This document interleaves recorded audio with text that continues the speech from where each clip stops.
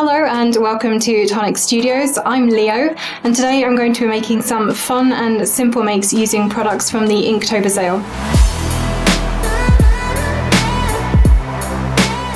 So I have a whole bunch of products from the sale around me here, and I'm going to show you a couple of different ways that I've decided to use them on some card fronts. And the first thing I want to do is some blending for a background. So I'm using one of the stencils from the sale that I have here, and some ink and blending brushes, of course. So I have a nice piece of white cardstock here. I'm just going to pop my stencil straight over the top. And the nice thing about stencils is that they generally do fit any size of card that you're looking to make. So just cut your card out and have it ready to go, and your stencil will fit over the top. And just to make this a little bit easier for myself, I am just going to tape down my stencil so it doesn't move too much while I'm blending. Top tip for you there. So the colours that I've chosen today are from the Sunset Serenade ink mix, which you can see here. So we have a gorgeous sunset palette, basically an orange, a gorgeous deep red and a purple, and I'm going to be using all of those on this background. So let me just crack these open first of all so they are all ready to go.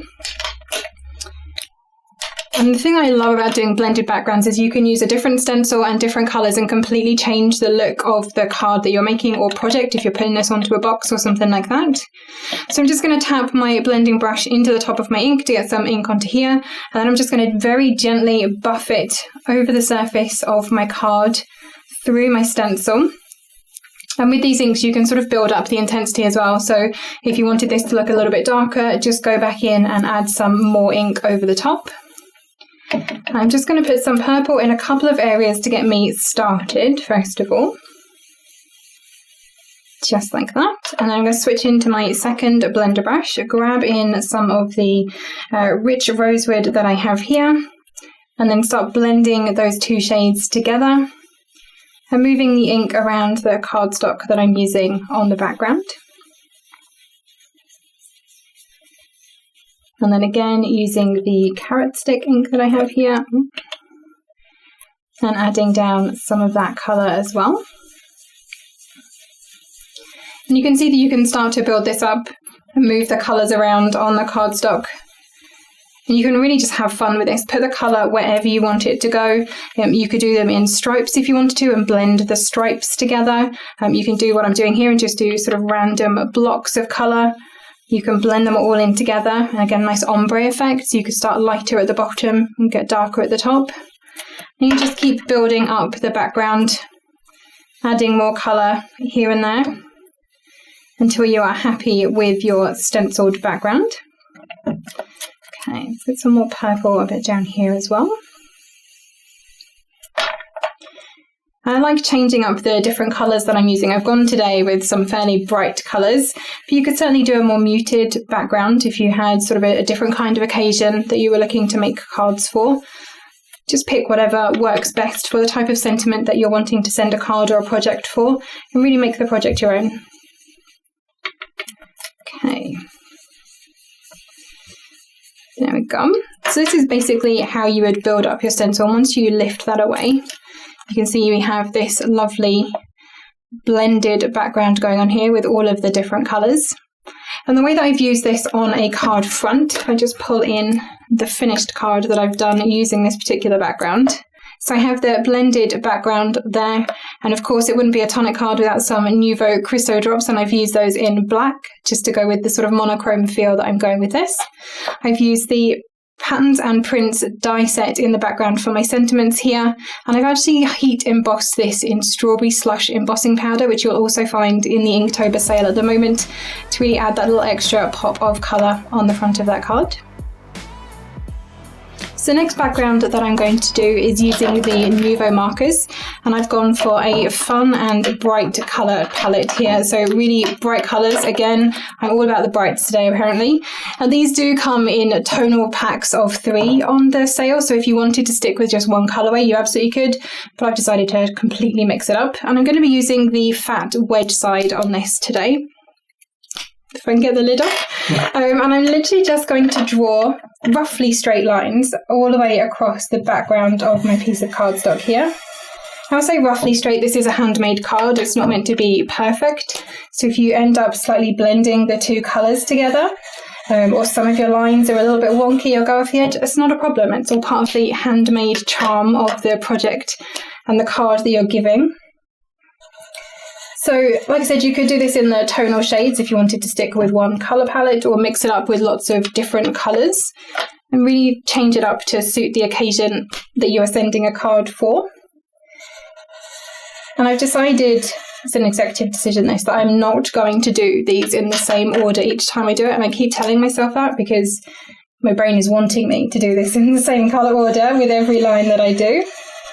But I am going to mix it up. So let's add in an extra little bit of yellow just in there. And you can see that they are blending together. But that's the lovely thing about these markers. They will blend and add in a little bit of extra colour variation between the lines for you.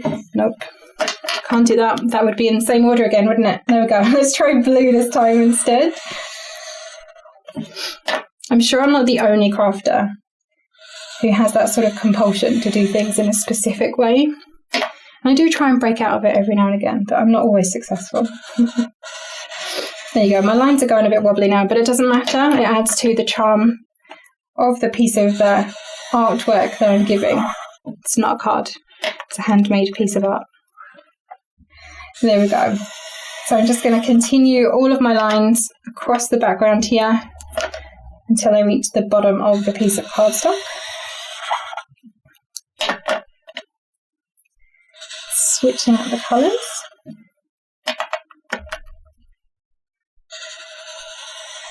Shout at the screen if you think I've got too many of one colour on here. What do you reckon? Perhaps not enough red? Okay. Another one in pink.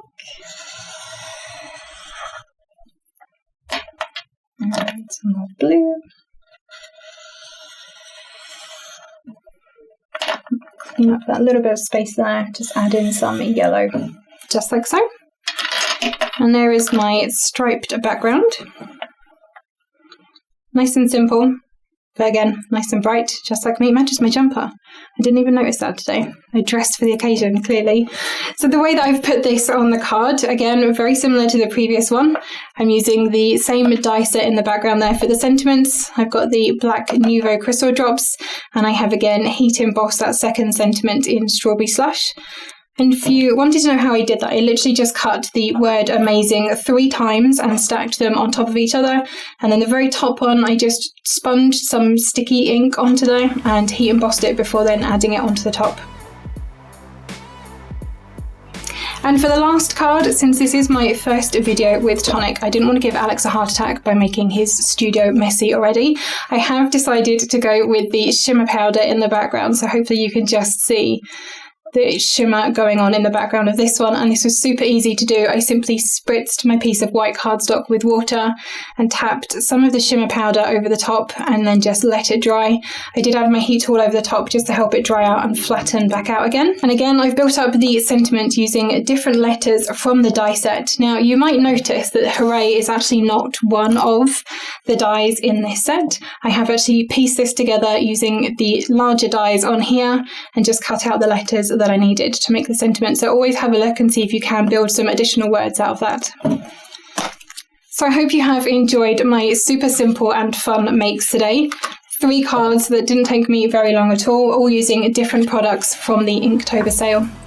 I hope you have enjoyed this video. If you have, please do give it a like, drop me a comment down below, let me know which is your favourite background and which one you might have a try it yourself. Don't forget to tag us on social media with your makes, we'd love to see what you've been doing too. Happy crafting!